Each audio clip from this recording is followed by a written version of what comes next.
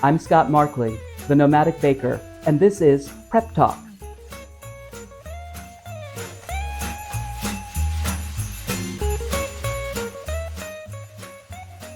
This is the second episode in our Prep Talk series. Today I'm going to be getting fruit ready to make panettone. It's still about 6 weeks away from Christmas, but I want to make sure that all of my fruit preparations are soaked in rum so that they have fully imparted flavor over the next, say 4 weeks. A panettone bread will last for quite a long time, but what I want to do is make sure that everything is prepped, everything is ready to go, because we're going to talk in another video about mise en place. That is the French way of making sure that everything is organized and in its place. So when we talk about fruit for panettone, there is really no end to what will go in it. It's a very light, airy, sweet Italian Christmas bread that has fruit and sometimes nuts in it.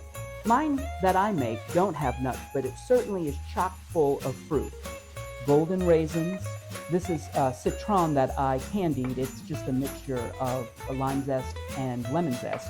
This is mango, and this is store-bought, which is perfectly fine if you don't want to go through all of the trouble. It is, of course, artificially colored, and some people love that look inside of their Christmas cakes and their panettone breads.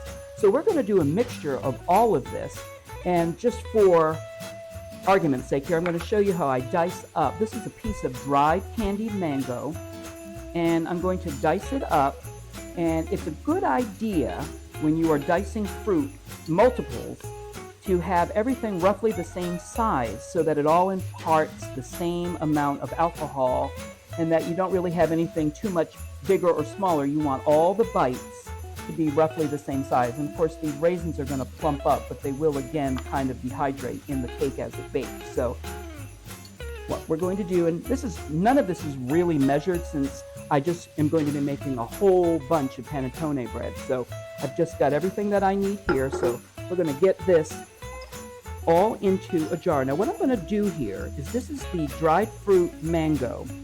This is obviously a very light fruit, and so are the golden raisins, and so is the citron. So I have a huge decision I have to make.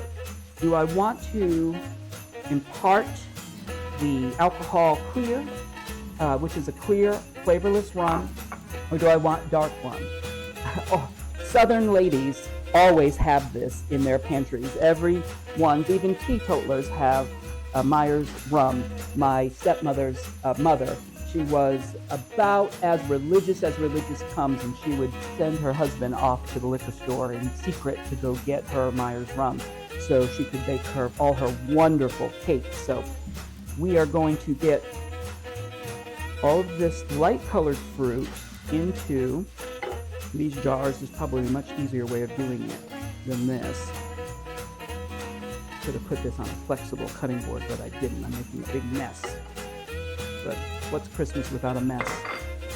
And I am going to get a spoon to put this citron in because it's very sticky. And there's a whole bunch of it here, so I'm going to divide this citron that I made with the store-bought, just to kind of doctor up the store-bought a little bit. So we've got citron in there. Now for this, I'm going to take a whole vanilla bean. This is Madagascar vanilla. Very, very fragrant. And this one I'm going to split right down the middle. I'm just going to split the whole thing right down the middle. We're not making an extract with this. We want to get the maximum amount of flavor in there. And because this is light colored fruit, I'm going to use the light rum. So we're just going to fill that, I'd say about halfway up the fruit. We don't want to completely submerge it, because then we will end up with way too much alcohol later in the actual panettone bread, and a very high alcohol content in the fruit could cause the dough to collapse. So we're just going to seal that up. I'm going to give that a good shake and set that aside. Now, let's use the store-bought one here. So this is, that's about 400 grams of fruit. And I'm going to do another 400 grams in this jar. And this jar doesn't have any numbers on it, but I actually know by feel how much is 400 grams. I know that sounds silly, but I've been doing this for, 40 years. So kind of got the feel for it. So let's get that in. That would be 180. And that's about 200. Then we're going to put the rest of the citron in. Now this is going to be a little bit more than another 200 grams of citron, but I don't want to waste it since I worked so hard on it this morning. And then we're going to use the other half of the vanilla bean. Boy, what a mess I made. What a mess. Let's just split that right down the center. Right in there. Oh, this is a brand new thing of rum. And then we're going to put this dark rum. Again, about halfway up the fruit.